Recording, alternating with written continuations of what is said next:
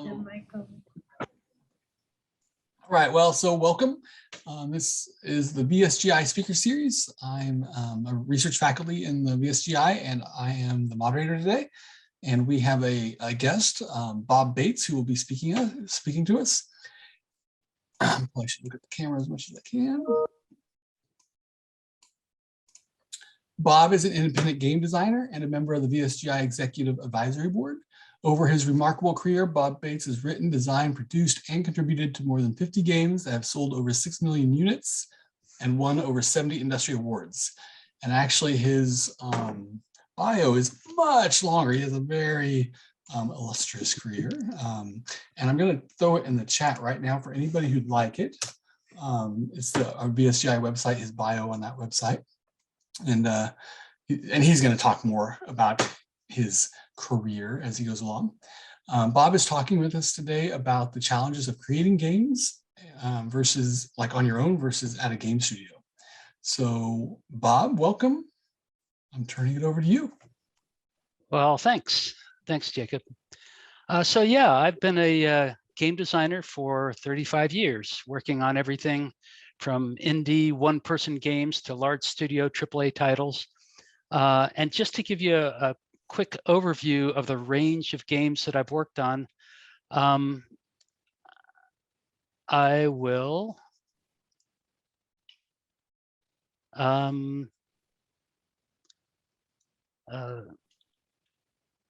suddenly my slides are not advancing. They were advancing just seconds ago. There we go. So I started a small development company in 1986. I was making text adventure games that were published by Infocom. But basically, it was just me as a designer and 2 part-time coders. And although Infocom was one of the leading publishers of the day, I had almost complete creative freedom for the games that I worked on.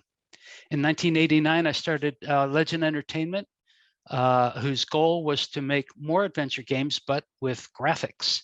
As a creator, I was once again pretty much on my own, but now was working with a small team of artists, a group of fewer than 10 people. As the co-studio head, I was involved with our other games, sometimes as a producer and sometimes just as an executive with marketing and sales.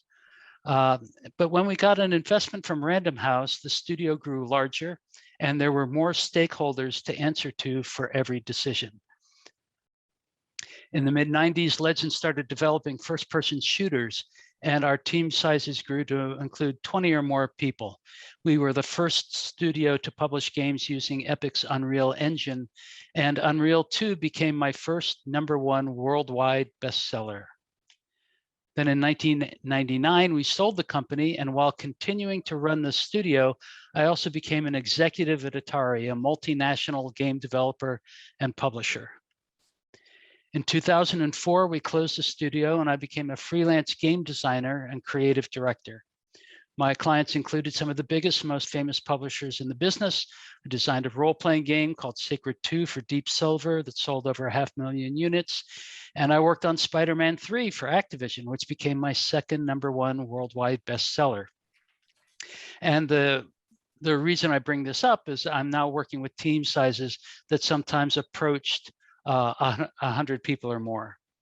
In 2010, I became the Chief Creative Officer for External Studios at Zynga, which was a company that had about 2,000 employees. The team sizes on casual games are smaller than the ones on traditional AAA titles, but the smaller teams were still able to turn out successful games. 30 to 50 people would make games, and the 2 that I worked on the most, Frontierville and Empires and Allies, both reached the #2 spot on Facebook. When I left Zynga, I took some time to ask myself, over the last 25 years, when was I having the most fun? And the answer was pretty obvious. It was back when I was working on the text adventures that I could design and write and code by myself with minimum help from anybody else. So I decided to do a one-man game.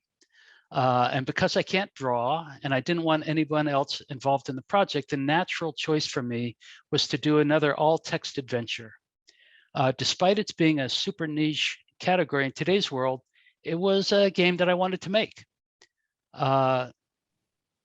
And right after it came out, I also finished up another long-term solo project, a fantasy book called The Ritual. Since then, I've returned to freelance game design, and I currently work, my main client right now is King.com, and I work with them on the best-selling mobile game franchise in the world, which is Candy Crush. So as you can see, I've worked on everything from one-man and small team games all the way up to 100-person teams turning out AAA titles.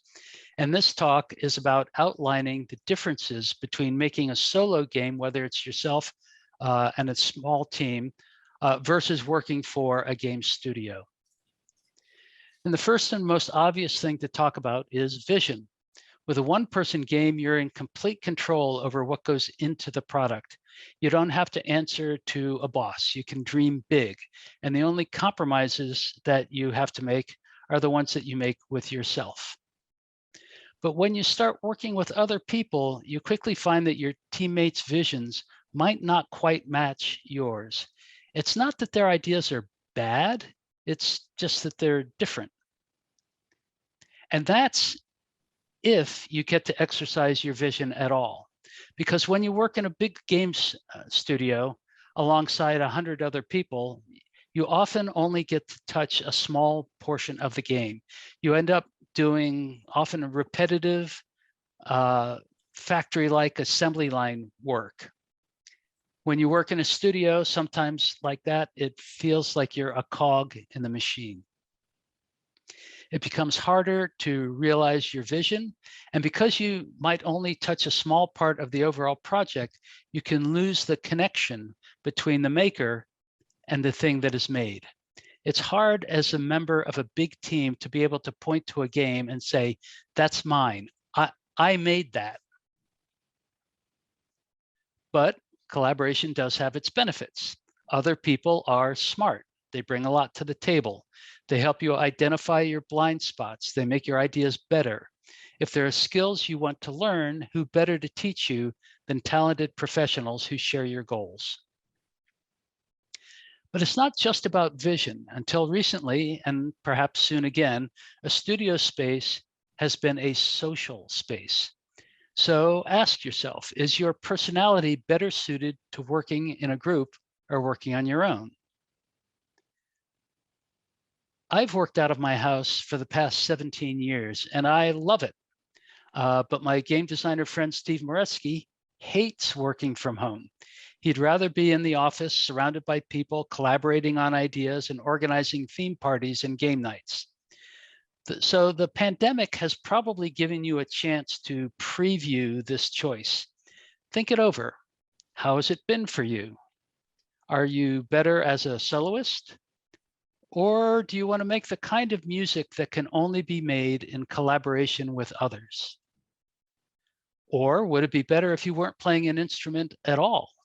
Maybe you should put down your artist's brush or leave the coding to someone else. Maybe it would be better if you were leading the orchestra. But let's switch and talk about some of the differences in the nuts and bolts of actually making the game. In a studio, you probably would only have one role. You'll be exercising your talents in your field of expertise.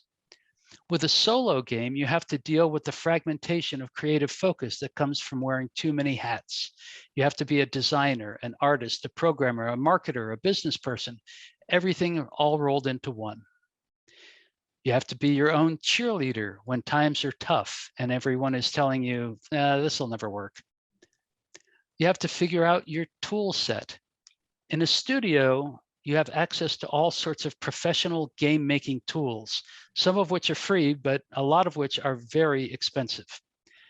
And I use those tools, when I'm working with my clients, and there are free or inexpensive programs that duplicate the functionality of these tools. But for my own game, Thaumaturgy, I really only used two tools, and they were quite sufficient: Word and Excel. You have to find testers, and lots of them. Studios have resources, either internal or external, that they can throw at this problem. But indies have a much tougher time getting people to play their game. For Thalmistry, I was lucky enough to recruit some dedicated adventure game fans, but testing is hard work, and even the best intentions of volunteers find it hard to devote their time to your project. In addition to specific errors and crashes, I rely on testers for qualitative feedback. I encourage them to voice their opinions about what they're enjoying or what they don't like.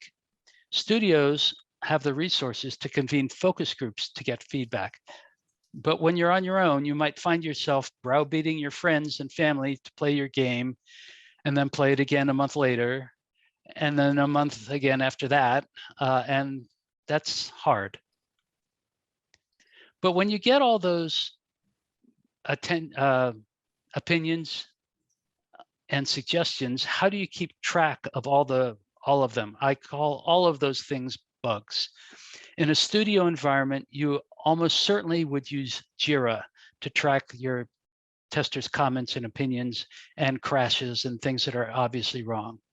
At Legend, we used to say that a game wasn't complete until we had found and fixed at least 5,000 bugs. So I knew going into the project that this would not be a trivial effort. Thalmistry eventually topped out at just over 4,000 bugs, and this is the spreadsheet that I used to track them all. Every bug got a number and a priority. I kept track of who reported it, during which playthrough, when it was fixed, or if I decided not to fix it, why I didn't fix it or address their idea or concern. So if you tackle a game on your own, be ready to handle a large volume of bugs and get set up for that. When you work in a studio, usually someone else is in charge of creating deadlines. There's always someone behind you cracking the whip to keep things on schedule. Nobody likes this, but deadlines, generally speaking, are a good thing, especially if the people doing the work have had input into creating the schedule. So, how good a project manager are you? How good are you at estimating scope? How good are you with self-imposed deadlines? A related question is to find out if you're even allowed to work on your own game if you're being employed by someone else at the same time. Some game companies claim ownership over everything you create while you are their employee, even if you do so on your own time. So before you sign an employment contract, check for a clause like that. If you have a game you've been developing on the side, most companies will let you carve it out at contract time as what is called prior art. Today's biggest challenge for game makers, both big and small, is discoverability. As of November 2020, Apple had 957,000 games in the App Store. A year prior, in November of 2019, there were only 903,000.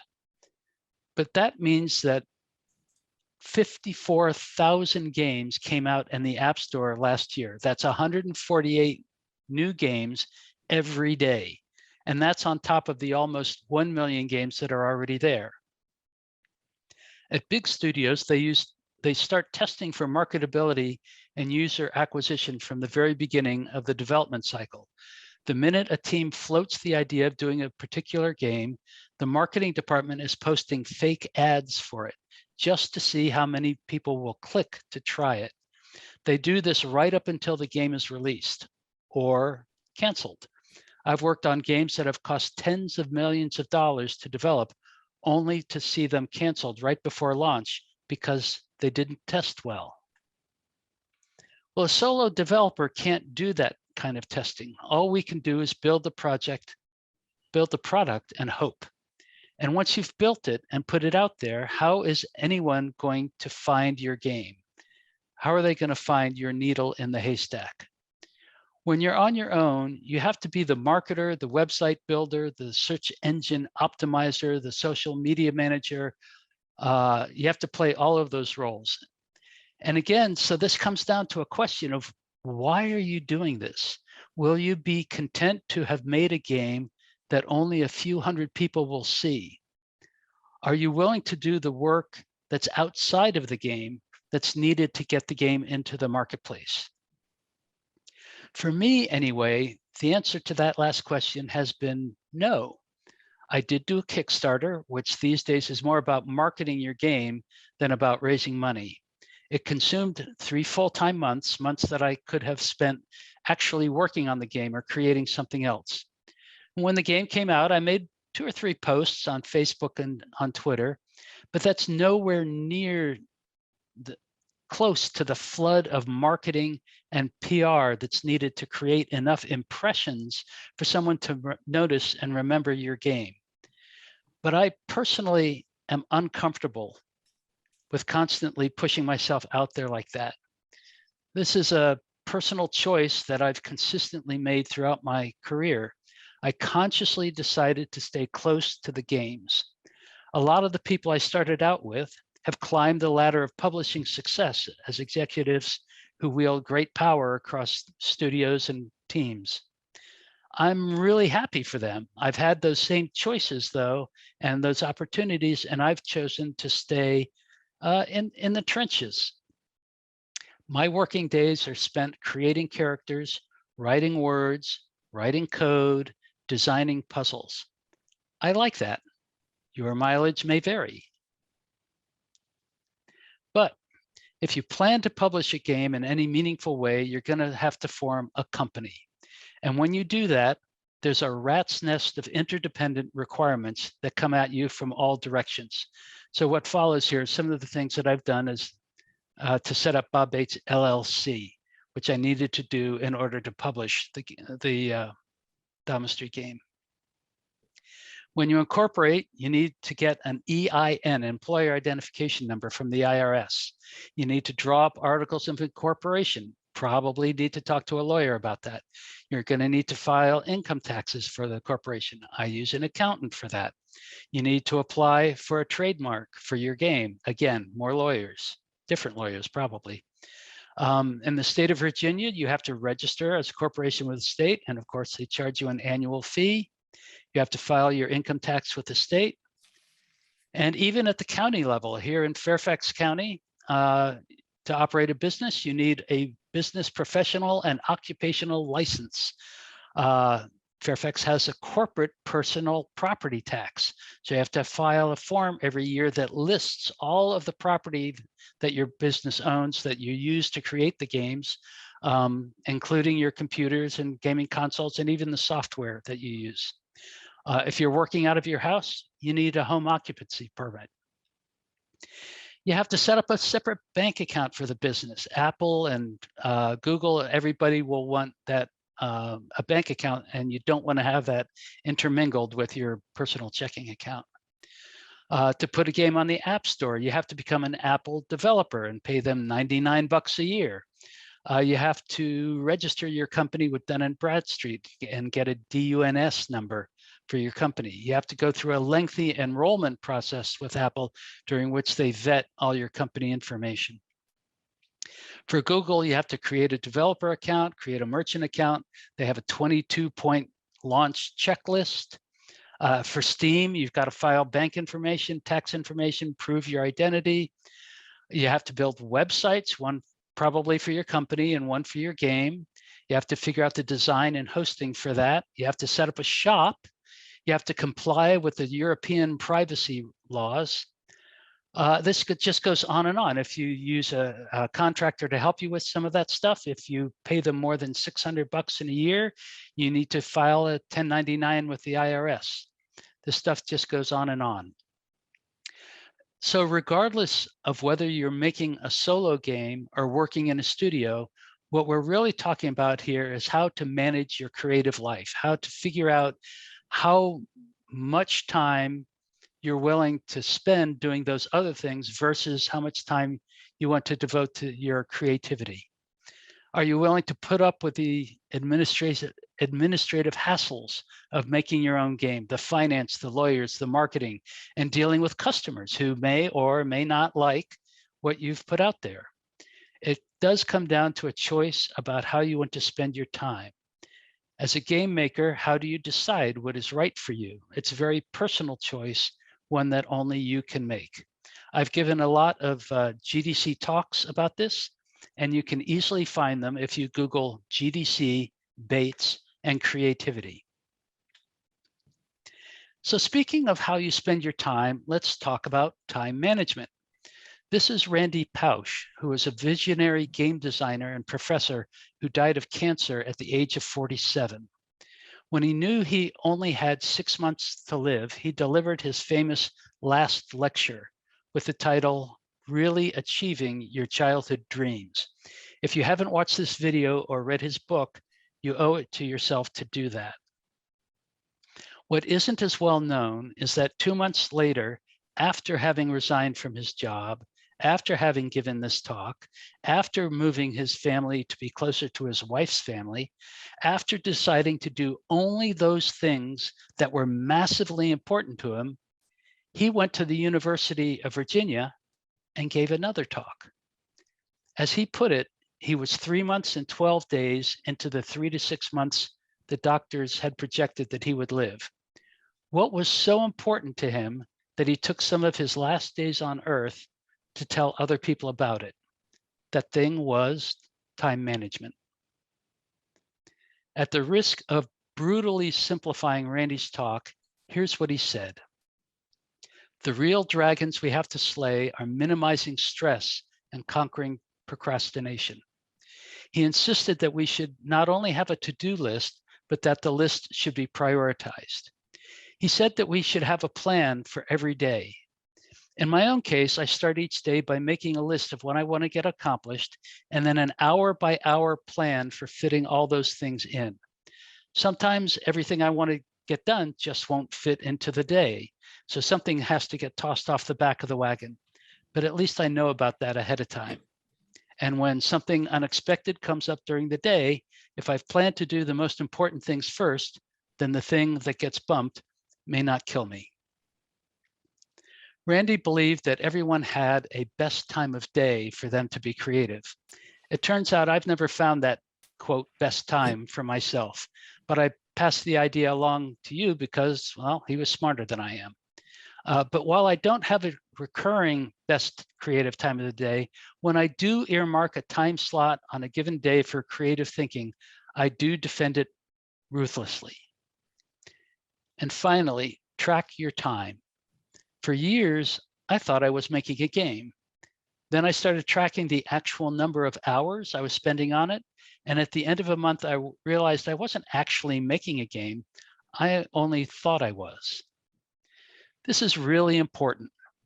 I keep a time log, and here's an excerpt. There are fancy time logger programs available, but I use a very simple Excel spreadsheet. And I've tracked my time in this way for over 20 years. I do it in real time, moment by moment through the day, and I use it as a tool along with my hour plan to remind myself of things that I'm trying to get done. And I say minute by minute, usually I confine this to like 15-minute chunks. So let's look at this. Look at line 3. I need to lose weight, so I write it down every morning. Helps me keep track of it. Every time I come back to my time log, I get reminded that I want to drink 8 glasses of water every day. So I keep a water bottle on my desk, and every time I come back, there's a reminder. You have to be brutally honest with yourself. On line 12, you can see I was up too late the night before and had to go back to bed. I'm not real happy about that, but it's what happened, so you write it down. Line 19, I managed to get some exercise, yay! But I'm also trying to cut down on drinking wine. And line 26 says that I had 2 glasses of wine and 2 bowls of chips. Not so great for the weight battle. So on the surface, not a bad day, not great, but not bad. About 9 hours of actual work, split pretty evenly between my own game and client work. On the other hand, look at this, line 17, only 2 hours of coding. And a little further down, you see that there's also research distribution methods, also time that got applied to the administrative part of things. But 2 hours a day coding to get a game out the door, that's just not going to work. So tracking your time makes you think about your time.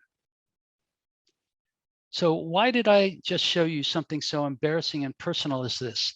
That sometimes I sleep in the middle of the day and sometimes I drink too much at night. Because like Randy Pausch, I think it's really important for you. If you take away only one thing from this talk, it's that you should track your time. Please do. You'll be very glad that you did. Lastly, we all want to do meaningful work, but only you can decide what is meaningful for you. You have to think about why you want to make games. What does success look like for you? Is it all about the money, the adoration of the crowd, to win awards, to change one person's life? What is it that will make you happy? I've made games for all of these reasons. I've made games that have entertained literally millions of players. And there's something nice about that. But I've also received quiet letters of thanks from people who say I've touched their heart. And that's nice too. So thanks for coming to today's session. Jacob has set this up to leave plenty of time for questions, and I'm happy to answer whatever might come my way. Yeah, thank you. Thank you, Bob. Great talk. I have a list of my own questions, but of course, I'm going to give everybody else the opportunity first. And I don't know if you have your chat open, but there's been some chatter. And some of the questions, I'm just going to start at the top and work my way down. One of them is, well, it's moving faster than me. So talking about that idea that a game company can claim ownership over the stuff you create outside of work. So is that legal? Is it legal if it's out of work time? So there's some chatter about that. It certainly is legal, especially if you sign a contract that says that, then they can enforce it. It's unusual for that to happen, but it can happen.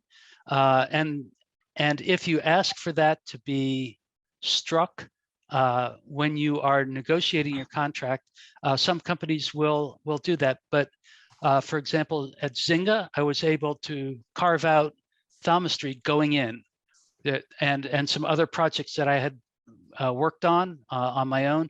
And I said, I'm going to set these aside. And what ended up happening for me is I actually put the game in mothballs for the three and a little bit years that I worked for Zynga, just because I didn't want there to be any confusion over ownership or any slop over between the games that I was working on for Zynga and having them claim that perhaps I had used their ideas in my product. And I didn't want them to be able to come to me afterwards, after my game came out, and said, oh, well, we need a share of that. So it's very common for that kind of clause to exist, but it's also common to carve out stuff that you've already been working on. But it definitely is an area of concern. If you can get a company to remove that from the contract when you are talking about signing up with them, I would definitely try to. Zynga wouldn't remove it, but they would let me do carve outs. Nice, thanks. So Nathan has a question, and it might be easier, Nathan, if you just want to turn your mic on, so I don't have to read it out. Yeah, sure. Yeah. So yeah, it's a little bit long. I first want to actually say that I didn't realize that you had written that book on game design until I realized, wait a minute, a book called Game Design. And in actuality, that was my textbook back when I took my first game dev class at Northeastern University. That was the textbook they used, and I still have it on my shelf. I'm like, oh yeah, here's all my underlining. I still use that as a reference. So thanks for writing such a great book. Awesome, thanks. My question is, you've come from the world of 80s, the text adventure era where one person, two people can create a game. And obviously getting your game on computers then was a little bit of a process still. And then kind of the 90s, the aughts, where the time frame where teams got really large. You had to have large teams to make these gigantic big budget games. And now you kind of seen going back into today's world where there are tools out there where, yeah, you can make games as one person on your own. And I think the big trend is we want to give game designers designers more autonomy to do things on their own and create great experiences without needing large teams. Seeing that trend over time, because evidently you did Thaumaturgy as a one-person game. Do you have any insights into thoughts for the future about what's going to help improve game design tools to give game designers good autonomy when creating games, to do more stuff on their own? So those things are absolutely happening. There are, Unity is a wonderful tool. I was able to pick it up and do their tutorial and be actually doing things within a weekend. They have a huge library of stuff that you can just pull in. Again, I'm not an artist, so to have this set of art assets out there that I can use is wonderful. As I mentioned, there are lots of free tools that emulate things like Photoshop or Pro Tools or art programs, sound programs, composition programs, all sorts of things. So the creators have more power in their hands than they've ever had before. And so the question shifts to, again, why are you doing this? What is your goal in doing this? Are you making an art project that is to express your ideas and opinions, and you're okay with using other art assets, using music that you didn't make, or a game like that though is not going to hit like a huge audience. It's probably not going to pay your rent, and so it's great that these tools are there. If you want to turn them into a career, I'm not sure that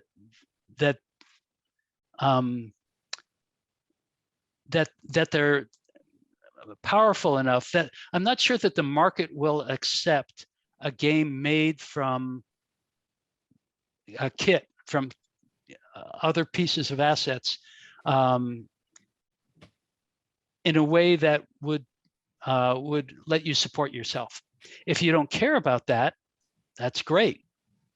So I didn't need Thaumaturgy to be a commercial success, and that gave me a lot of creative freedom. If you need something to be a commercial success, you have to make different decisions. Does that help answer that question? Yeah, kind of. And I don't know, do you have any thoughts for the future of, what would make tools even easier, or perhaps ways that they could change to help make them, as a solo person working on a project, be a creative success? Any thoughts for the future, perhaps? Well, I guess it's the question is, to what extent are companies willing to go to create license-free, great images, great pieces of music, great sound effects, although sound effects libraries are relatively inexpensive. I don't think it's so much.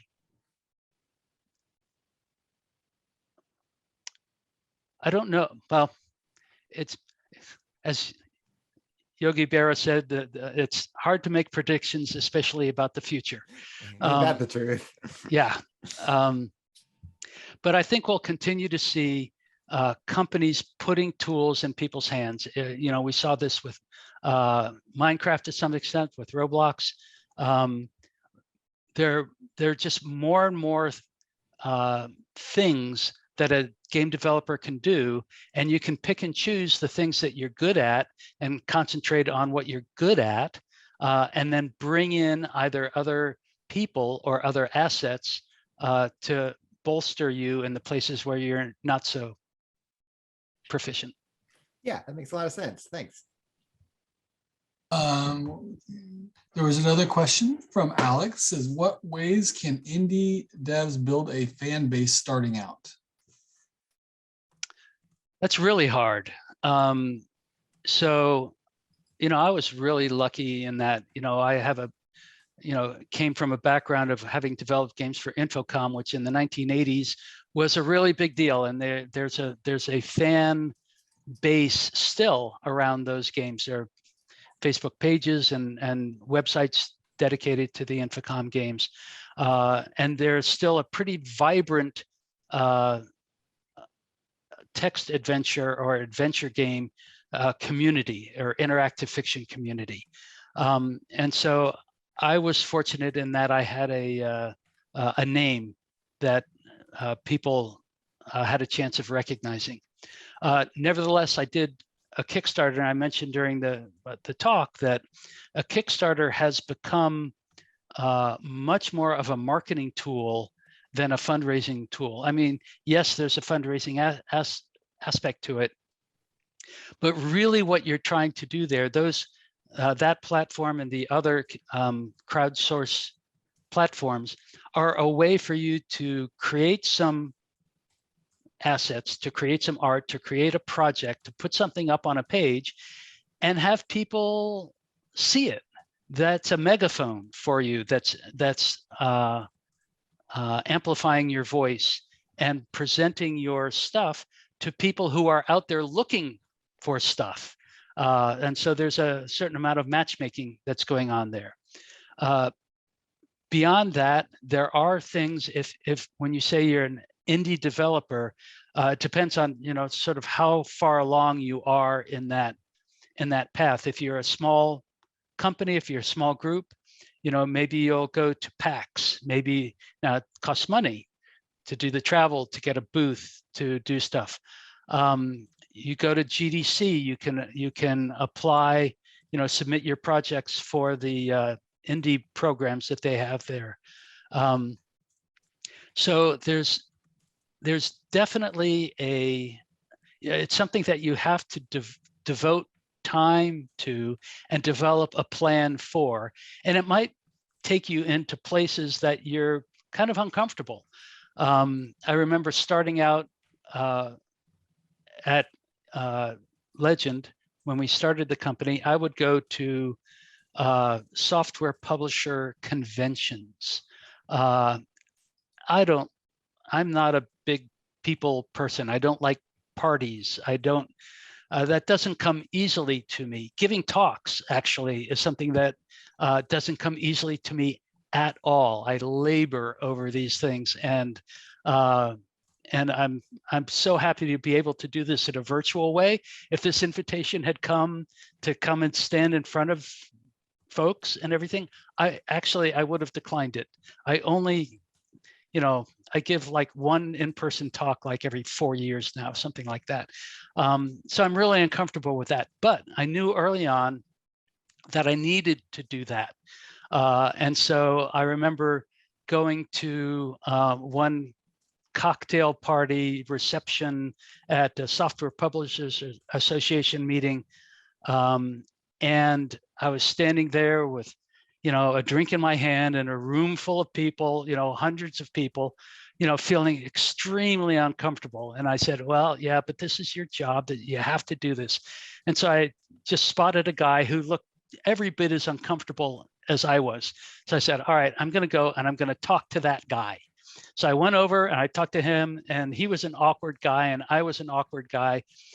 It turns out his name was Al Miller, who was the founder of Activision and then started Accolade. And Accolade ended up being Legend's distributor, all coming out of that conversation. When I first started going to GDC, I had a plan.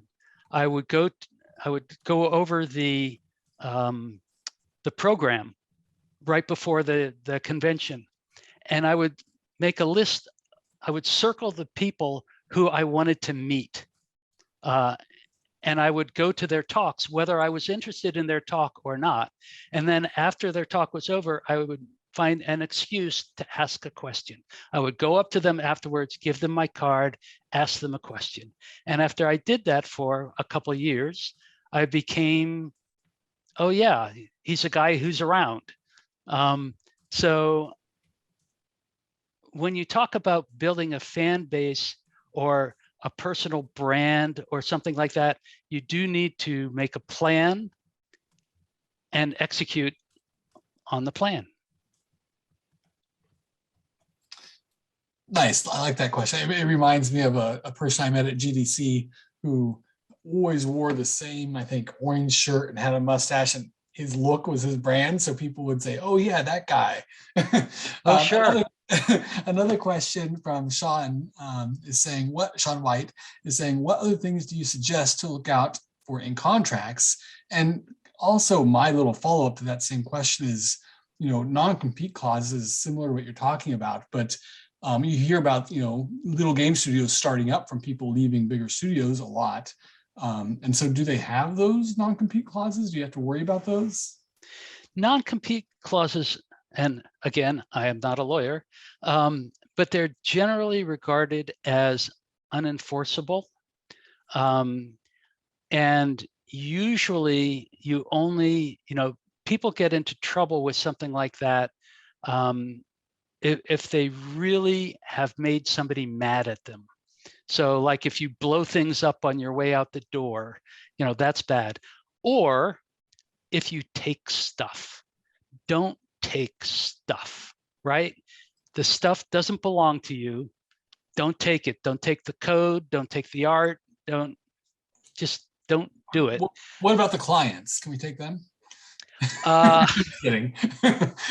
No, as it turns out, there are so client information, obviously is difficult. A lot of contracts have gotten bigger and bigger and bigger. I used to, as a freelancer, as a consultant, I used to sign 1 and 2 page contracts, and now they're often 7, 8, 9 pages long. The work you do, and on the flip side, if you're hiring somebody, you want your contract to specify that the work that's done is work for hire. Under US copyright law, as soon as a creator makes something, they whether they file for it or not, they automatically have a copyright to that material and they own it. And for somebody else to own it, there has to be something legal that transfers it from you to them or from them to you.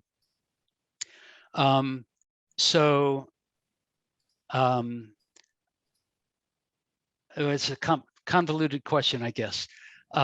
Things to look out for in contracts.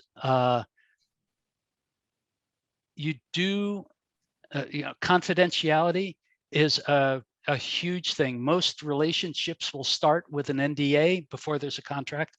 Usually at the talking stage, there'll be a good non-disclosure will be a mutual non-disclosure, and more and more companies do that, and there's usually not a problem with it. And basically what it says is, you won't reveal their secrets and they won't reveal your secrets. So that's usually one of the first things that happens in any negotiation process. And then other things to look out for. One of the biggest things is to make sure you know whether you are doing the things that may qualify you as an independent contractor as opposed to being an employee. So for example, and the IRS has a checklist of these things. There are about 20 things on the checklist. And there are things like, is the company giving you any training? If they are, that makes you look like an employee. Are you using their equipment or your equipment to make whatever it is that you're making? So I have my own laptops, my own desktop, my own monitors, all of this equipment is mine. Of course, I have to then pay tax to the county of Fairfax for that, so that that's a problem. But that's another thing that makes me an independent contractor and a consultant, not an employee. And this is a really tangled thing with contracts, because if if somebody can claim you're an employee, then that company is on the hook for your Social Security, for other benefits, for workman's comp, all sorts of things, and they really don't want that.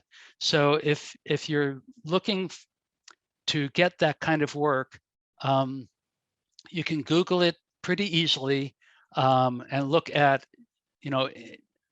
Google something like employee versus contractor, and all the information will be there. And you can get to the irs.gov site that actually will give you the checklist. And of course, confusingly, it's the checklist. It's not a binary thing. They say, the more of these that you have that go one way or the other, the more we would be likely to think of you as this or that. So it's not really definitive. So you want to stack things up as much as you can down that list to have them, show that you have your own office, show that you have your own equipment, show that you have other clients other than that one client.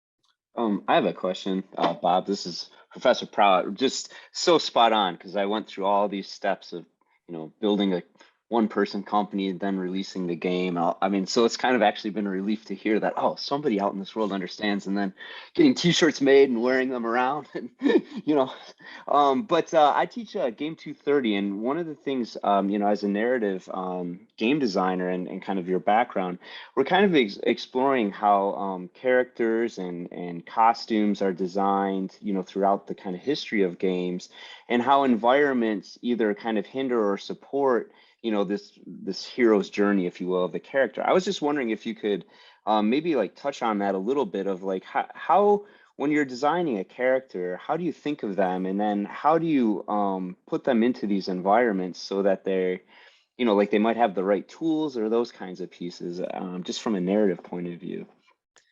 So great question. Characters, a really big deal, and it's not something that you can toss off or do in a day. And I give entire talks about this, so it's hard to like encapsulate it. But when you build a character, you want to know, first of all, as a designer, for me, I want to know why I need that character. I try to have the absolute minimum number of characters in a game that I can get away with. And so for every character, the first question is why? Why do I feel the need for this person to be there? Is there a game function that they're serving? Can I get away without going through the enormous amount of work that's attached to actually making a character? So that once you figure out why you need that character, what their function is in the game, you try and develop a character that would naturally fit into that function. That seems like, oh, well, of course that person is there doing this thing. And so a lot of the design work I do, not just with characters, but with everything, is actually, it's pretty simple. And it's if this is true, what else needs to be true? So if I'm designing a puzzle, I've got a guy standing at the door who's blocking me from gaining access to a room that I want to get into. Okay, so that's his function. So why is he there? All right, well, who would be standing in front of this door? Is it a guard? Is it somebody who has spilled a cup of coffee and is cleaning up the mess? And so it's not so much that they're guarding the door, but they're still preventing me from going through. And I'm making this stuff up on the fly here, but maybe the thing, their function is to stop me from going through, and what I have to do is help them clean up the coffee. But if I do that, then they'll go away and I can get through the door. And you could tell I think like a adventure game puzzle designer. So then, all right, so that person is there. All right, so what are they? Who are they?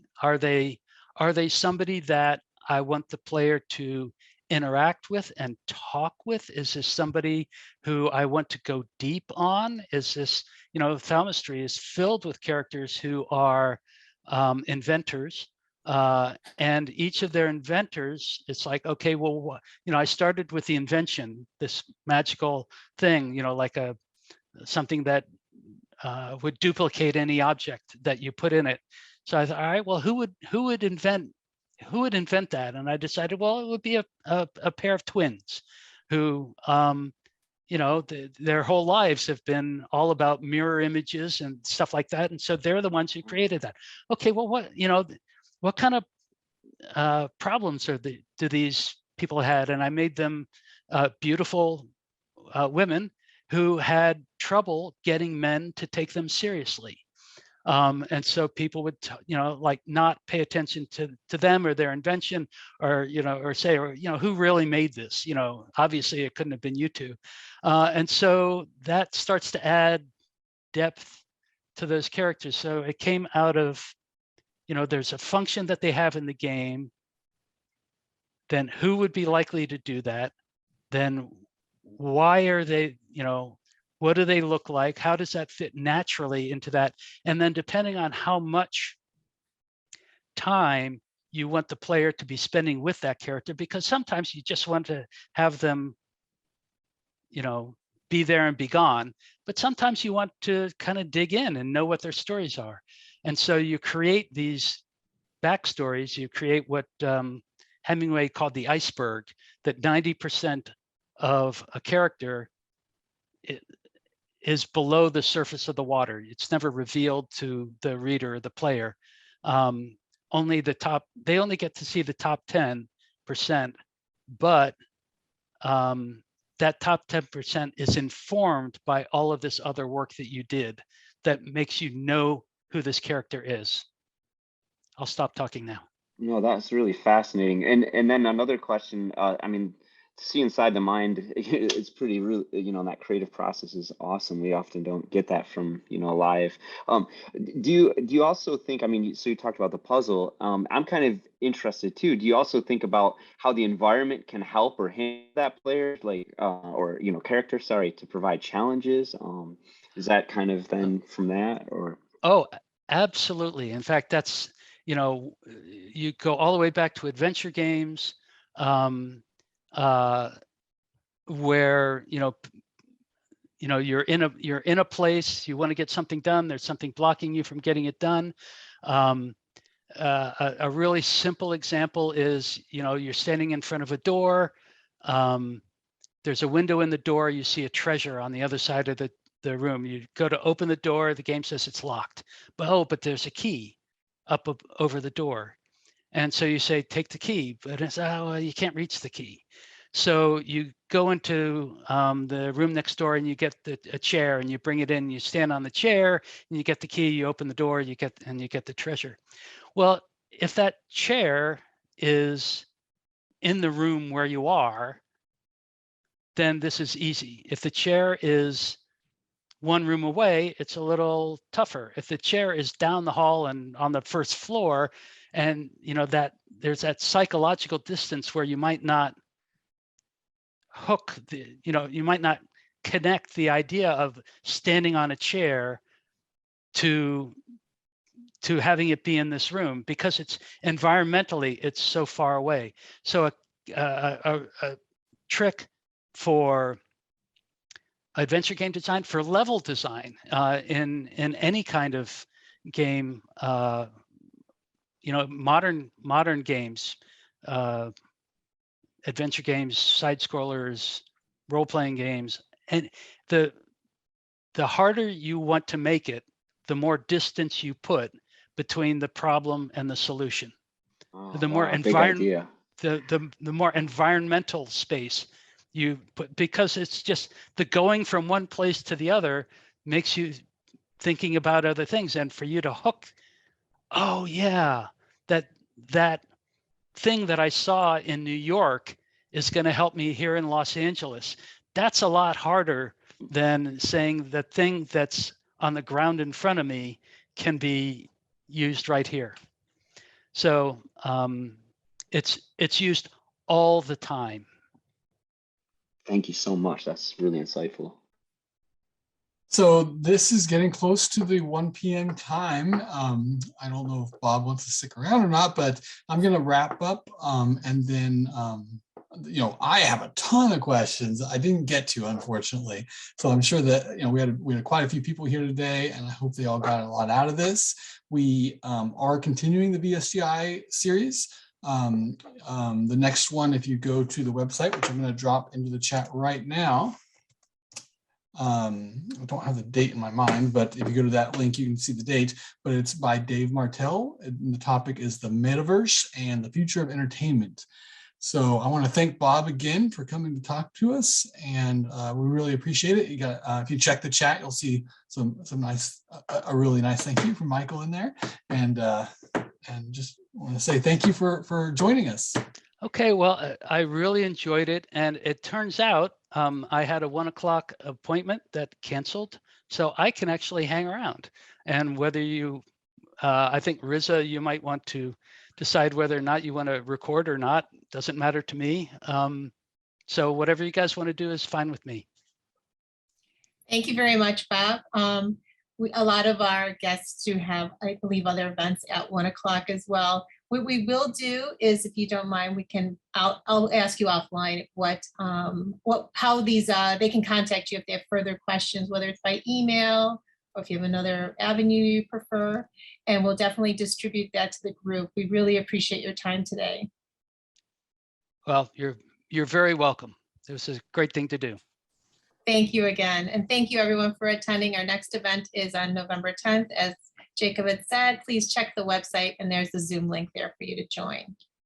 Hey Bob, this is Ted again. Would it be all right if I reach out to you with more questions? Because this is, again, like getting, advice and, like I say, Sure. some cool content from. Sure. My email is really hard to remember. It's bobbates@bobbates.com.